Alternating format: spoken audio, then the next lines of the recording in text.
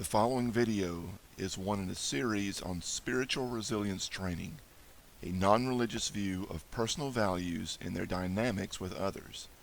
The contents reflect a variety of principles and practices of systems theory and relational counseling for team building and family resilience. Although the series is intended to support Army Corps values, each video also encourages the viewer to reflect on their current prominent values in specific situations and to consider what values may be more appropriate to means and results that are honorable and helpful with others. Chaplain Dillard initiates creating and posting these videos. Their contents and YouTube's linked videos do not necessarily reflect specific beliefs, practices, requirements, or endorsements of the Department of Defense, its subordinate organizations, or other groups with which Chaplain Dillard is affiliated. Welcome back. This is the second in a series on trust. If you looked at the last video, it was on dynamics of trust, specifically circles of proof and circles of access. Today we're going to cover hindrances to trust. Now, I announced it last week as barriers to trust. I'm choosing to say hindrances because I believe virtually everything can be overcome given the right resources to address it. And those specific hindrances we're going to cover today are two of them related to last week's video, circles of proof and circles of access, and we're going to add two more, individual experiences that people on your team may have had that may have nothing to do with your organization, but they're still once bitten, twice shy experiences. And the other one is goals they have as individuals that may conflict with the goals of individuals in the organization that you're part of now or other individuals in the organization. Let's take a look. First, there may be insufficient proof of good or sufficient proof of not so good, record, ability, vision, and heart, theirs or ours, and those relate back to the circles of proof from last week's video. You can revisit those. So we just need to be very honest. Have we given them proof that they have reason to trust us in these four circles of proof? Or have we given them reason to not trust us? This takes an honest assessment. For us to look at the man or the woman in the mirror, for us to listen to our colleagues, for us to invite feedback from our family and friends, those who work most closely with us, those who know us, those who are going to tell us the truth, even if we don't like it, because that's the best feedback, because it'll be the most accurate feedback. The next hindrance to trust is going to be insufficient access as our watchers, co-workers, fellow leaders, or friends. Do they see us? Do we go by and see them? Is there real communication in the ways it needs to be effective communication?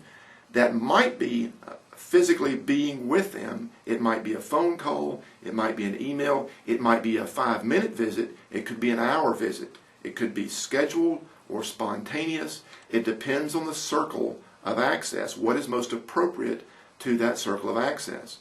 And we're either giving them insufficient access, that's a hindrance to trust, or we're giving them sufficient access for that circle and building the trust. Again, we've just got to get honest feedback. We need to ask them and let them know there's no repercussions on an honest answer because we want to better our relationship with them. That's all about cost-benefit analysis. If we get good, honest feedback, then we can have realistic solutions to address those problems. But if we just want people to tell us what we want to hear, we're not going to get accurate feedback and nothing's really going to change. So we've got to know, are they getting sufficient access that corresponds to that circle of relationship? Does that make sense?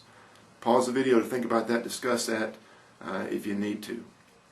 The next reason for hindrance of trust is that there have been what we call once bitten, twice shy experiences of a personal value of theirs that is being triggered in the organization.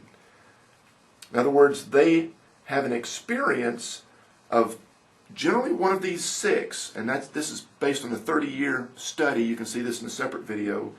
Acceptance, care, commitment, control, integrity, or recognition. And that happened to them last year in a family. It happened to them 5 years ago in a social relationship.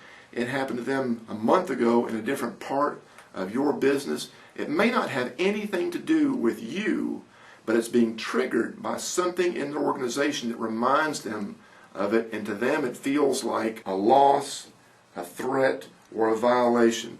Specifically, a loss, threat, or violation to one of those six. A loss of control, a threat to their sense of integrity, a violation of care for them.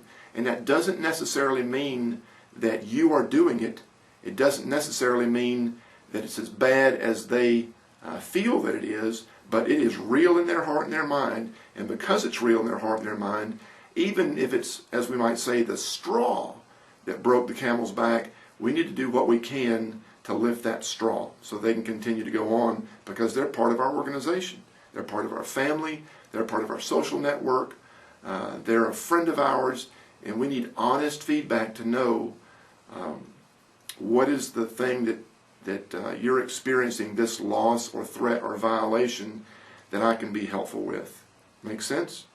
The next hindrance we see are unfulfilled goals, which may be desires that they want them or that they truly need them, that seem to conflict with others in the organization. These may be personal goals, family goals, or social goals.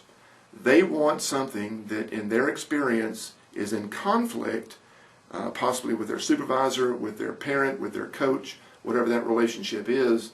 Let's say, for example, your organization is a baseball team and you really want to win as a team, but they want to be seen as a star. That doesn't always happen at the same time, right? Sometimes the star, or the person who wants to be a star, has to sit on the bench and give somebody else their turn. So individual goals can conflict with the organization. How do we address those and other hindrances? We'll look at that in the next video. But this is a good time to stop, to reflect, look at the man or the woman in the mirror, talk about it as a group, because we have to identify the problem before we really move to appropriate solutions. Hope that's helpful. See you for the third and final installment of Trust, and that is Pathways to Trust. At the release date of this video, I am stationed with Research Development and Engineering Command, RDECOM, at Aberdeen Proving Ground, Maryland. Because the majority of our personnel are in this area, I spend most of my time here. I do, however, travel to our distant units based on command priorities and budget. I place these videos on YouTube for broad visibility to Army personnel and their families, but I hope the videos will be helpful to others too. If you are assigned to RDECOM and want to request specific topics by video, training on site or by VTC, or confidential counseling on site or by secure webcam, you can contact me at jeffrey.d.dillard.mil@mail.mil.